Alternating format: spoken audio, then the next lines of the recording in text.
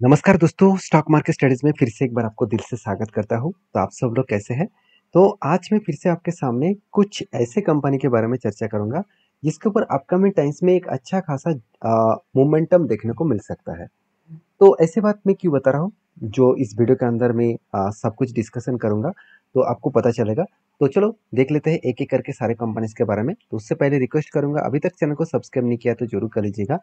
तो सबसे पहले मैं बात करूँ जेएसडब्ल्यू स्टील के बारे में। देखिए जेएसडब्ल्यू स्टील इंडिया के नंबर 1 स्टील मैन्युफैक्चरिंग कंपनी है।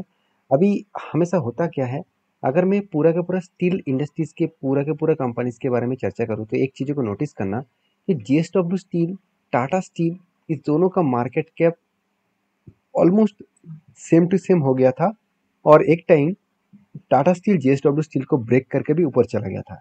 तो ऐसा क्या हो गया कि टाटा स्टील नीचे आ गए और जेएसडब्ल्यू स्टील का मार्केट कैप इतना ज़्यादा हो गया? उसके पीछे रीज़न आपको समझाऊँगा, उससे पहले कुछ पॉइंट्स को चेकआउट कर लीजिएगा। जैसे आरओई जो है रिटर्न ऑफ इक्विटी, वो टाटा स्टील तो नेगेटिव में चला गया, जहाँ पे जेएसडब्ल्यू स्टील पॉजिटिव में है। रिटर्न ऑफ कैपिटल एम्प्लॉयड जिसका टाटा स्टील का 8% है और जेएसडब्ल्यू स्टील का कितना है 13% है। उसके साथ साथ सेल्स का जो ग्रोथ है वो 7.5 से 8% के आसपास सेल्स ग्रोथ डाउन हो गया और जेएसडब्ल्यू स्टील का पॉजिटिव है। साथ ही साथ प्रोमोटर के होल्डिंग भी टाटा स्टील का कम है, जेएसडब्ल्यू स्टील का ज़्यादा है। मार्केट कैप इसी कारण के वजह से इतना ज़्यादा हो गया। अभी एक चीज़ को नोटिस करना कि जेएसडब्ल्यू स्टील क्या सही में सही वैल्यूएशन के ऊपर है? अगर मैं इंडस्ट्रीज पी रेशियो के बारे में बात करूँ तो वो क्या है 20 के आसपास है और कंपनी के खुद के पी रेशियो कितना है 32 के आसपास है।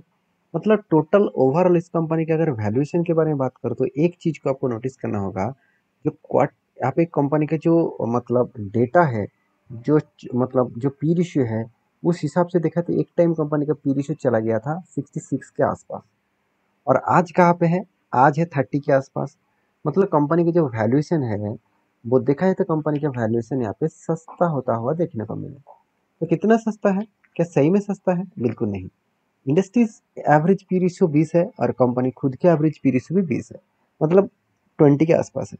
तो कंपनी का वैल्यूएशन थोड़ा सा हाई है, थोड़ा सा, उतना ज़्यादा हाई नहीं कहूँगा क्योंकि बाकी इसका पेयर ग्रुप के अगर टोटल पी रेशियो के बारे में बात करूँ तो टाटा स्टील का तो बहुत ज़्यादा है, टीम इन्वेस्टमेंट का और भी ज़्यादा है और जिंदल स्टील का छोटा थोड़ा सा कम है, सेल का भी सेल तो कम होगा ही क्योंकि ये गवर्नमेंट कंपनी है, इसमें आपको हमेशा वैल्यूएशन सस्ता ही दिखेगा। तो बाकी इस कंपनी के ऊपर जो ग्रोथ है वो आपको क्वार्टरली रिजल्ट में दिखेगा, जिसके कारण वो टाटा स्टील को बीट करके इतना आगे जा चुके हैं। आप खुद ही देख सकते हैं, सेल्स का ग्रोथ इस बार भी पॉजिटिव है, एक्सपेंस इंटरेस्ट मिटाने के बाद ऑपरेटिंग प्रॉफिट मार्जिन कम हो चुके हैं, 17% से 13% हुआ है और नेट प्रॉफिट भी देखिए 2400 से 870 करोड़ के आसपास देखने को मिला। मतलब कंपनी का जो प्रॉफिटेबिलिटी ग्रोथ है वो कम होने के कारण कुछ दिनों से इस कंपनी के शेयर में एक फॉल देखने को मिल रहा था। देखिए किस तरीके से करेक्शन हो रहा था, लगातार वो ऊपर जाने की कोशिश कर रहे हैं और वॉलेटिलिटी देखने को मिला है। तो वो आसानी से ऊपर नहीं जा पा रहा है, उसके पीछे रीजन है कंपनी का प्रॉफिटेबिलिटी ग्रोथ। अभी देखिए कंपनी फिर भी यहाँ पे कंपनी कंटिन्यूसली जर्नी अपट्रेंड में क्यों कर रहा है? क्योंकि बाकी कंपनी से भी टाटा स्टील से भी ज़्यादा परफॉर्मेंस अच्छा इस कंपनी के ऊपर देखने को मिला, इसलिए बायर एक्टिवली इस कंपनी के ऊपर ट्रस्ट किया है। इतना एक्टिवली स्टार्ट मतलब एक्टिवली इस कंपनी के ऊपर ट्रस्ट किया है, वो अगर देखा जाए तो आप खुद देख सकते हैं। म्यूचुअल फंड ने 10% होल्डिंग को 25% कर दिया और एफ ने 1% होल्डिंग को 3.5% कर दिया।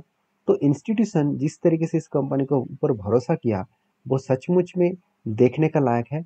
और उसके साथ साथ इन जो मतलब इन्वेस्टर है, म्यूचुअल फंड है, इस कंपनी के ऊपर लास्ट 5 मंथ्स में 5 to 6 मंथ में कोई भी एक ऐसे मंथ नहीं गया जहाँ पे सेलिंग किया। हर मंथ में कुछ ना कुछ क्वांटिटी बायर ज़्यादा से ज़्यादा खरीदारी की है और यही एक कारण है जिसके कारण कंपनी लगातार ऊपर जा रहा है। तो मेरा व्यू क्या है? मेरा व्यू यही है कि कंपनी के ऊपर देखिए बहुत ज़्यादा पैटर्न्स यहाँ पे बना।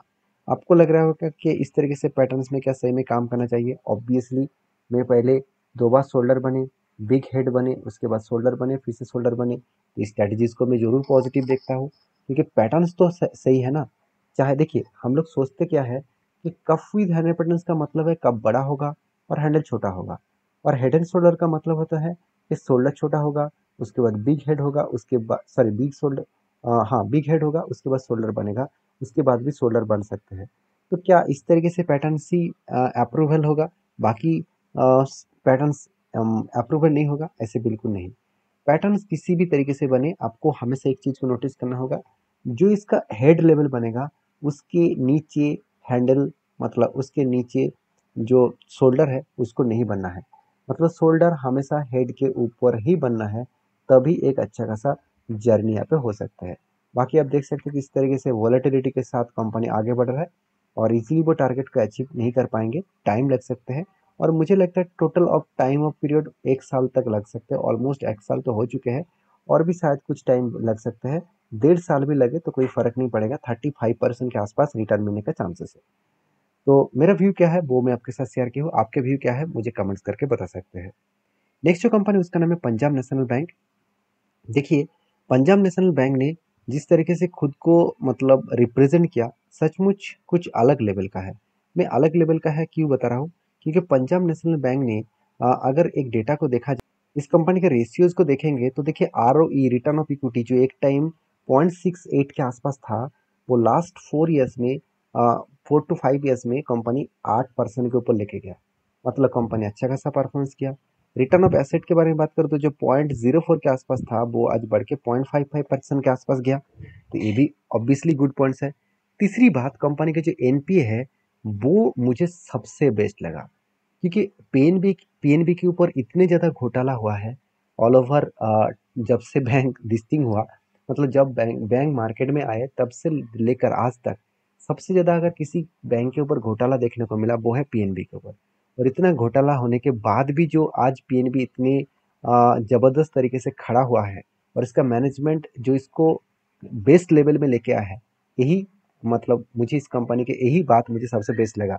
आप खुद देखिए, एक टाइम एनपीए था 5.78 और आज एनपीए कहाँ पे है? 0.73। मतलब कई हद तक यहाँ पे एक करेक्शन देखने को मिला। और उसके साथ साथ सीआर परसेंटेज 15% के आसपास है, मतलब कंपनी के हाथ में अच्छा खासा कैश भी है। उसके साथ साथ कंपनी का कॉस्ट ऑफ लाइबिलिटी जो है तो वो भी थोड़ा सा ज़्यादा है। अभी कॉस्ट ऑफ लाइबिलिटी को थोड़ा सा और कम करना पड़ेगा, कम तो किया मगर और भी कम करना चाहिए, क्योंकि देखिए आपके अगर लाइबिलिटी ज़्यादा है तो आपको तो ज़्यादा लोगों को पैसा देना पड़ेगा ना, तो उसको जितना कम कर पाएंगे तो उतना ही आपको फ़ायदा है। इस सारे पॉइंट्स के बेसिस में मुझे जो बेस्ट पॉइंट लगा वो है पैग रेशियो। हमेशा कहा जाता है कि 1% के नीचे अगर पैग रेशियो है तो बेस्ट परफॉर्मेंस कर रहा है, या तो पैग रेशियो 0.06 के आसपास है, मतलब कंपनी और भी अच्छा खासा काम कर रहा है। और ये सारे पॉइंट्स को मैं जब चेकआउट किया, जब मैंने वेरीफाई किया और उसके साथ साथ कंपनी का क्वार्टरली रिजल्ट भी चेक किया, जब आज तक की सबसे हाईएस्ट प्रॉफिट किया, तब मैं इस कंपनी के ऊपर एक डिसीजन लिया। वो डिसीजन किस तरीके से है आप खुद ही देख सकते हैं। लंबा जर्नी के बेसिस में, लंबा जर्नी मतलब 2019 से लेकर एक पैटर्न स्केल हुआ था। यहाँ से कंपनी बिग क्रैश हुआ कोविड के टाइम में, जब प्राइस रेंज आ गया था 30 के आसपास। वहाँ से कंपनी बिग बाउंस किया और इसी बिग बाउंस के टाइम में एक मुझे कफ विथ हैंडल पैटर्न्स मिला। और कफ विथ हैंडल पैटर्न्स मिलने के बाद फाइनली देखिए यहाँ पे हैंडल पैटर्न मिलने के बाद ब्रेकआउट हुआ, ब्रेकआउट कंफर्मेशन भी हुआ और रिटेस्ट भी किया। उसके बाद देखिए धीरे धीरे करके एक ही जगह पे कंपनी काम कर रहा है। अभी क्वेश्चन मन में आएगा कि 133 लेवल ऐसा क्या हुआ है, इस लेवल में बार बार वो रिटेस्ट करके नीचे आ रहा है, जब जब इस लेवल को टच किया तब तब वो नीचे आए। तो ऐसे क्या है इस अंदर में, यहाँ पे क्या है? एक्चुअली ये कंपनी के लिए एक स्ट्रांगली रेजिस्टेंस काम सप्लाई जोन है, क्योंकि देखिए ऐसे ही कंपनी के ऊपर एक बिग क्रैश हुआ था। मैं छोटा मोटा क्रैश की नहीं बात करूंगा, ओवरऑल बिग क्रैश इसीलिए बता रहा हूँ क्योंकि टॉप लेवल से अगर मैं इसी लेवल को देखूँ तो ऑलमोस्ट 68% क्रैक्स हो गया था। वो भी 1 साल के अंदर अंदर, 1 साल भी नहीं लगा, ऑलमोस्ट 10 मतलब 8 to 10 मंथ्स लगा होगा। 8 मान में कोई कंपनी अगर 70% क्रैश हो जाए तो सोचना उस लेवल्स को बिग एक स्ट्रांगली रेजिस्टेंस काम सप्लाई जोन कहा जाएगा। तो मुझे लगता है जो सिचुएशन क्रिएट हुआ है उस सिचुएशन लेवल तक कंपनी जाने का कोशिश करेंगे, तो उससे पहले जो यहाँ पे स्ट्रांगली रेजिस्टेंस है उसी को बार बार वो फेस करके नीचे आ रहा है। तो मैं इस कंपनी के ऊपर बुलिश हूँ, आपकी क्या ओपिनियन है जरूर कमेंट करके बताना। नेक्स्ट जो कंपनी है उसका नाम है अशोक लेलैंड। देखिए अशोक लेलैंड के ऊपर सबसे पहले मैं जो बात आपको कहूँगा कि कंपनी का वैल्यूएशन सस्ता हो चुके हैं, उसके साथ साथ कंपनी का परफॉर्मेंस भी अच्छा है और इसी कारण के वजह से कंपनी अच्छा खासा ग्रोथ भी कर रहा है। अच्छा खासा ग्रोथ कर रहा है। इसका मतलब क्या है, आप देख सकते हैं कंपनी के ऊपर सेम टू सेम यहाँ पे भी सेम पैटर्न बना और इसका लाइफ टाइम हाई के बेसिस में एक कप बने, उसके बाद हैंडल पैटर्न बने और अशोक लेलैंड ने ब्रेकआउट किया। बार बार इसी जगह पे कंपनी रिटेस्ट करता रहे और फाइनली इस लेवल को ब्रेकआउट किया। जिस तरीके से आपको मैं पीएनबी के बारे में बता रहा था कि पीएनबी अगर उस लेवल को ब्रेकआउट करे तो एक धमाका होगा। यहाँ पे भी ब्रेकआउट हुआ, फिर से एक यहाँ पे रेजिस्टेंस किए थे और उसको भी ब्रेक किया और ऊपर जाने का कोशिश कर रहे हैं। अगर यहाँ से ऊपर गए तो कहाँ तक जा सकते हैं, कुछ इस तरीके से लेवल में जा सकते हैं, करीबन करीबन 300 के आसपास है। तो एक टारगेट तक जाने के लिए कितना टाइम लग सकता है, देखिए ये बोलना बहुत गलत होगा क्योंकि इस तरीके से लेवल्स बताना किसी के मतलब कोई बता नहीं सकता। कोई अगर आपको बता रहा है कि इतने दिनों में ही टारगेट मिलेगा, इस दिन में ही टारगेट मिलेगा, तो मेरे हिसाब से वो आपको बेवकूफ़ बना रहा है, बाकी कुछ भी नहीं है। हाँ, मैं भी बोल सकता हूँ कि 2-3 साल के अंदर-अंदर मिल सकता है, तो वो आंसर नहीं है, वो तो प्रेडिक्शन भी नहीं है, वो सिर्फ़ एक अंदाज़ा है।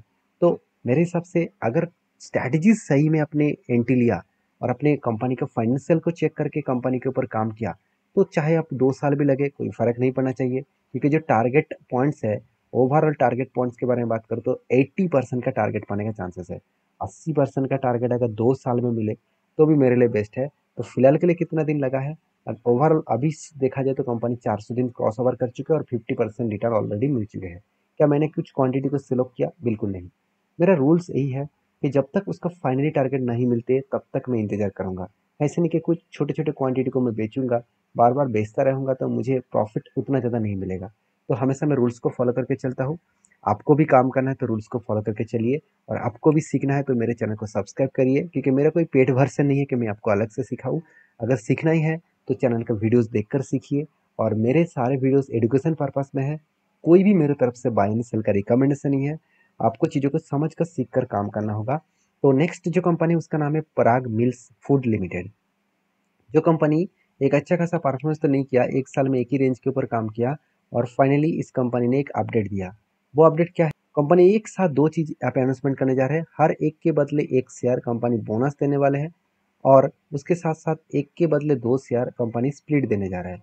मतलब ओवरऑल अगर आपके पास 1 शेयर है तो उसके बदले बोनस के हिसाब से और 1 शेयर मिल जाएगा, मतलब 2 शेयर हो जाएगा।